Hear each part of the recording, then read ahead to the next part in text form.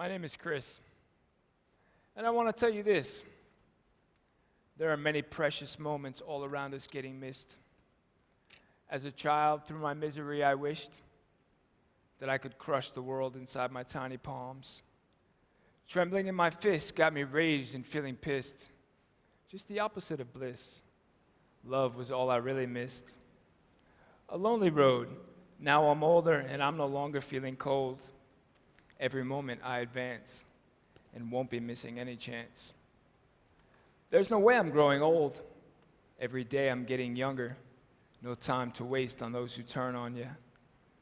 I dug myself from under every rock that I was under. Of course it wasn't fun to, but the only way to undo anything we go through in our life that causes pain isn't feeling lonely. I know the way to gain from your pain. Take a breath. Accept that death is always lurking just around the corner. Take the best from what you've learned and let the rest go. I more than get the gist of why everybody's pissed. Take a better look around. If you can't trust yourself, trust this. After everything I've learned, there's no secret to be found. How come it seems like no one wants to look in my eyes? How come? This ain't a schmuck in disguise. You won't see nothing but the truth. No lies. All I want to do is ride with you people. But the misery you suffer in is bottled up inside. What's the point in trying to hide it? Does it make you feel alive? You might as well be dead. What's the point in going forward if you know it's where you've been? Every day I feel for you. I wish with every breath that the touch of death would tap you on the shoulder, since close to never is the only time that people ever feel alive. Drive is only possible by switching gears to forward. That's what I'm moving toward. I don't want to die. Damn, I'm feeling clever. All who know what I've endeavored, no question that they know. To be around me is a pleasure. Phone everyone I know. My name is Chris C. Olwell. D is the initial of my middle name, and Gloucester is the place that I was born. From that moment on, my childhood was torn from my existence. I believed I was a hindrance to the family I was given.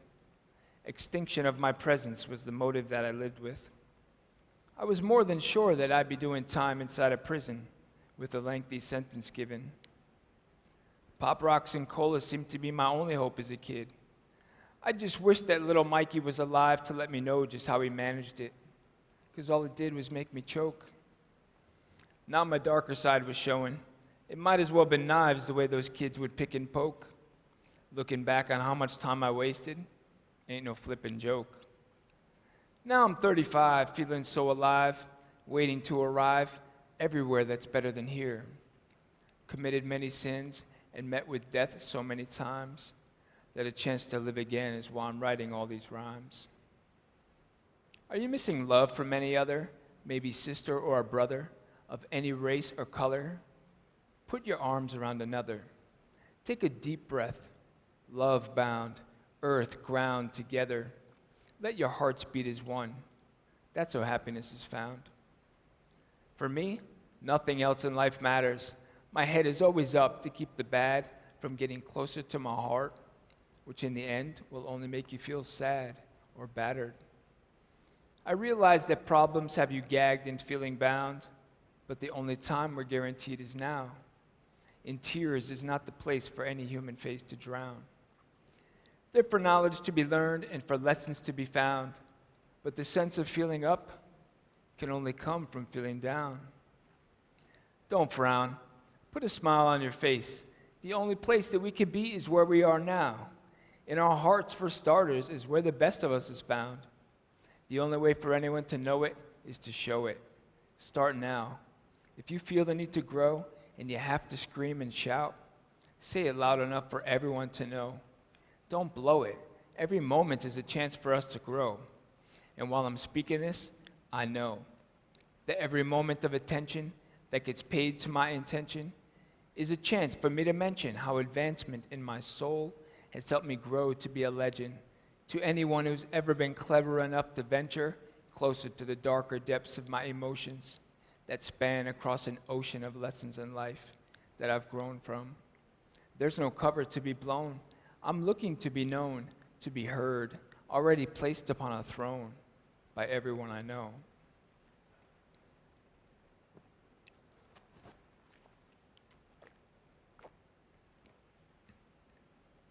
On April 23rd, 2003, I had a mid-air collision at 8,500 feet during a skydive.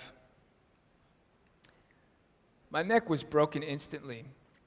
I was wide awake and fully conscious as I fell towards the earth. After a few attempts to save myself, it was clear that I could not. My life was about to end, and somehow I was at peace with it. Then, I simply let go. This is where my new life began. I spent around 7 months in the hospital. I must admit, I was very unhappy. I had a very hard time listening to others and learning new ways to take care of myself in this new life. But then I met a man named Raymond Bruce. I remember sitting in his office. He was on the phone. He was typing on his computer. He was shuffling papers around, and he could write. I thought, this is an image I can believe. He was a quadriplegic, just like myself. After seeing this man do these things, I became very inspired. I decided I was going to try to do something myself. I decided that I would try to light a lighter. I had someone buy me one. I rolled outside the hospital. I put that lighter between my lifeless hands.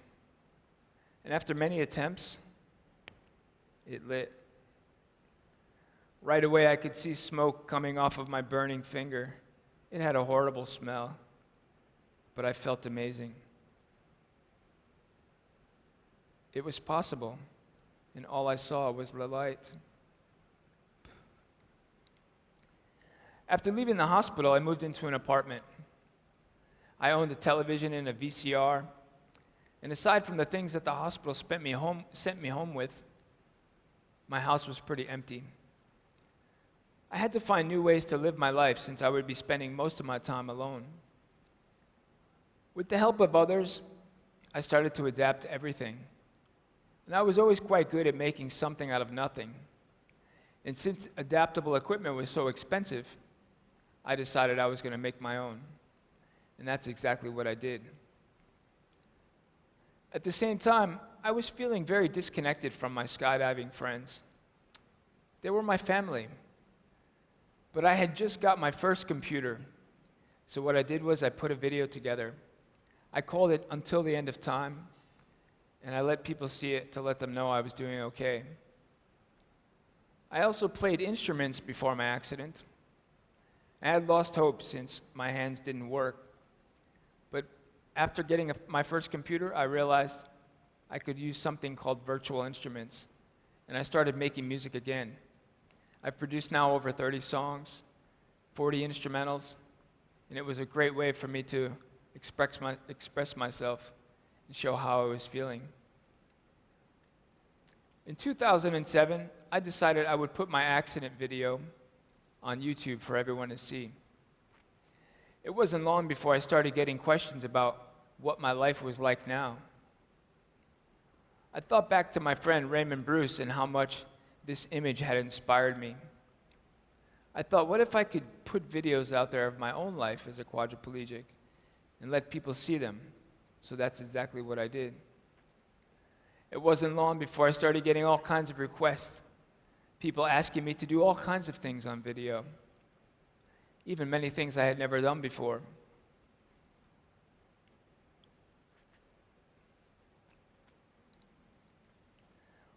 So what I did was, I put these videos online. I met Chris about probably 4 or 5 years ago. I visited him in DeLand, Florida, after watching some of his YouTube videos and being very inspired. Chris really intrigued me because of a few things. One, I mean, he had been one of the best skydivers in the world, and now he was in this wheelchair, but his spirit just seemed to be one of leadership. I mean, when I went to visit him, he had some friends over, but he managed to host all of us and get around. He dressed himself, he did all these different things, and it really made me think, what is going on with this person that he's able to do all of this? What I realized was that if I could do whatever Chris was doing, I would be a leader in my own life. Chris, man, you're such an inspiration, bro. I've been injured for a little over 2 years, and I've been so depressed for like a year and a half. And then I googled quadriplegic on YouTube. I found your videos. I just saw, man, this guy is so independent, and he can do a lot of stuff by himself. And I just thought to myself, I'll never ever be as independent as this guy. But after I saw a couple of videos, my mindset got changed. And what do you know? I opened up my own fridge. I grabbed a bottle of water from the fridge using the Cripper. I opened up a can of Red Bull because I saw how you did it. I wish I could just hug you and kiss you on the cheek right now. I love you, man. I met Chris about a year after my injury. At this point in time, I was 100% dependent on my family to do everything.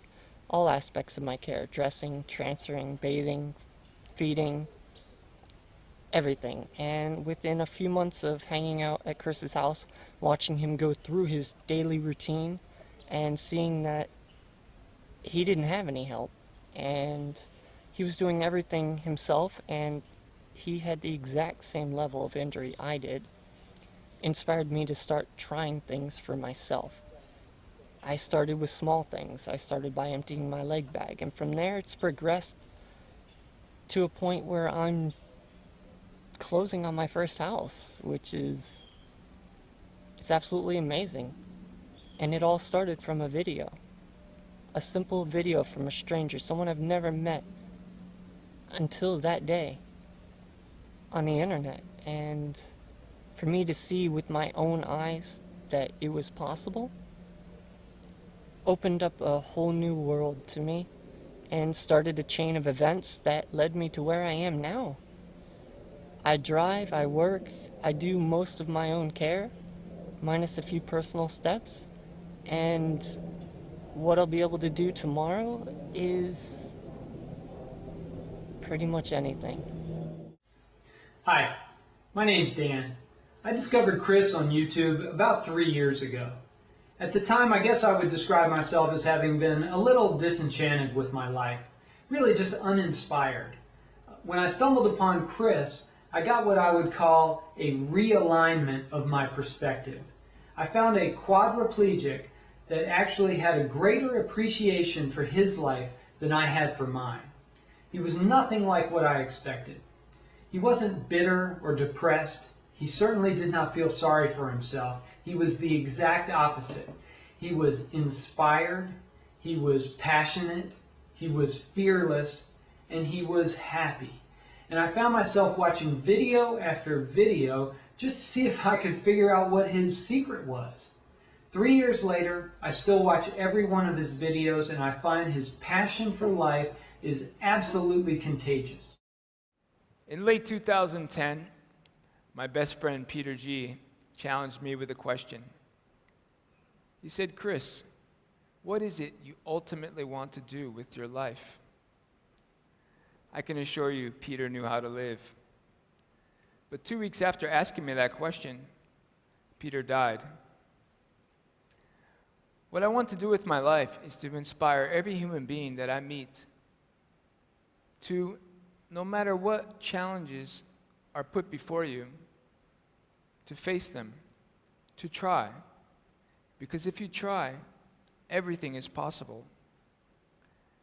And I thought, what could I do to inspire this crowd here at TEDx Dubai? I know most of you are thinking, to fly. That would be great, right? So that's exactly what I did. 12 hours ago, I went back to the wind tunnel, and I flew again. And this is the video. This felt amazing to me because when I first arrived here in Dubai, only 10 months ago, I tried this. I had to be rushed to the hospital, and I spent 2 months in the hospital recovering, and I had to have some very difficult surgeries. Doing this yesterday felt amazing, but all I had to do was try. and it was once again possible. I suggest that everybody tries something that they're afraid of. I can say, live life now. That's an idea that I feel is worth spreading. Thank you.